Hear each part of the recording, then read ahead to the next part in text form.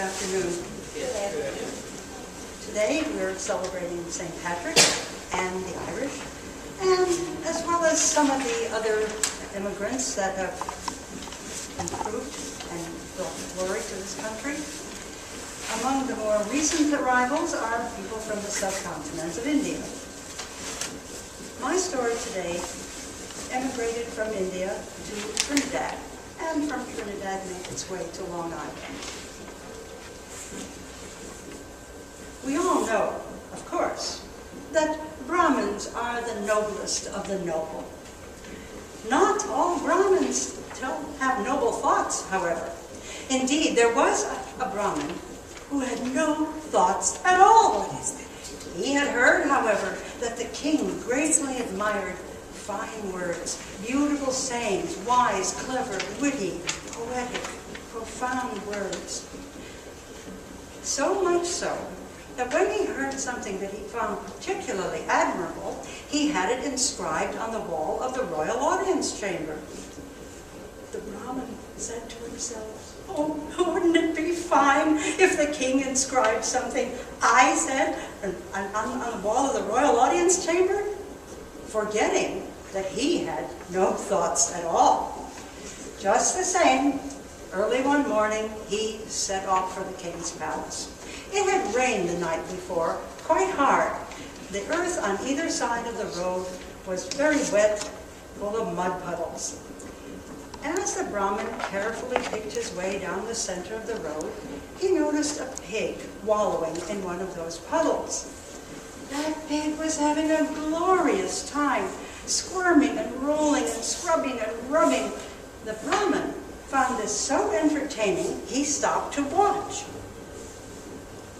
When the pig became aware that the Brahmin was staring at him, it lay still and stared back with its glittery piggy eyes. This made the Brahmin uneasy. It was a big pig. He said, "Oh, you're scrubbing and you're rubbing, but who knows what you're really thinking?" And he hurried on his way. At the palace, the guards greeted the Brahmin as befitted a Brahmin, and ushered him into the royal audience chamber to await the king. The Brahmin looked around at the inscriptions on the wall, the wise and witty and profound and poetic sayings. Just as he realized he had no thoughts at all, in walked the king. The king greeted him courteously, befitting a Brahmin, and waited for him to speak. The Brahmin panicked. All he could think of was that pig. He blurted out, "You're scrubbing and you're rubbing, but who knows what you're really thinking." The king was puzzled. Strange words, but spoken by a Brahmin. Surely those words have some profound, some mysterious significance. The king thanked the Brahmin and sent for the royal scribe. The king instructed the Brahmin to dictate his words to the scribe, then the king left. The scribe stood before an empty space on the wall, inkpot in one hand, fine sable brush in the other. The Brahmin was beside himself with delight and pride. "Right, right!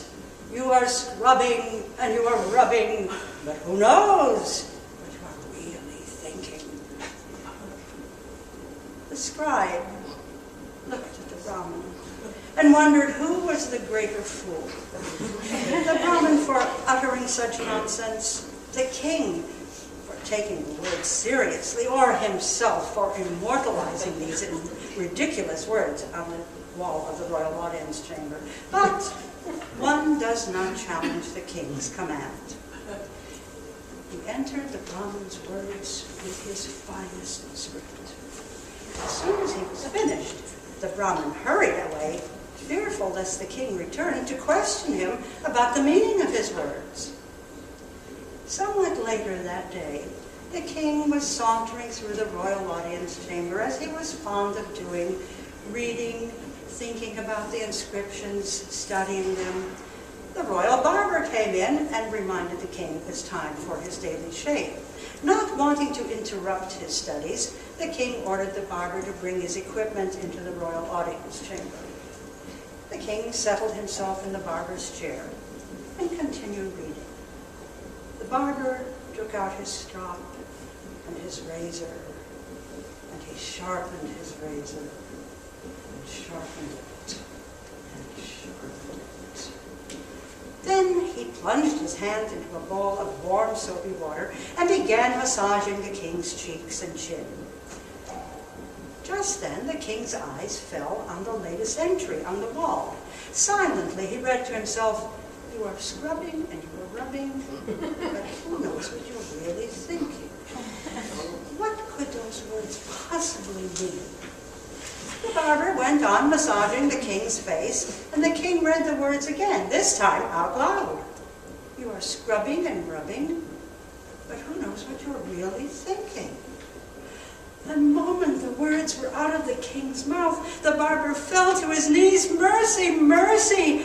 It was the queen, the wicked queen, and her evil courtiers. They threatened me with unspeakable torture if I didn't cut your throat this very day." The king had the wicked queen and her evil courtiers and the poor barber thrown into the dungeon. Then he sent for the Brahman. The terrified Brahman stood before the king, quaking, his knees knocking together. What had he done? Why had the king sent for him? Had he been displeased by his words? But the king smiled benignly. He hung garlands of flowers around the Brahman's neck and pressed into his hands a purse filled with gold, and then sent him on his way. The Brahman never did understand why the king had so honored and rewarded him. But every now and then, the possibility occurred to him. Perhaps that pig had something to do with it. And that's the way it happened.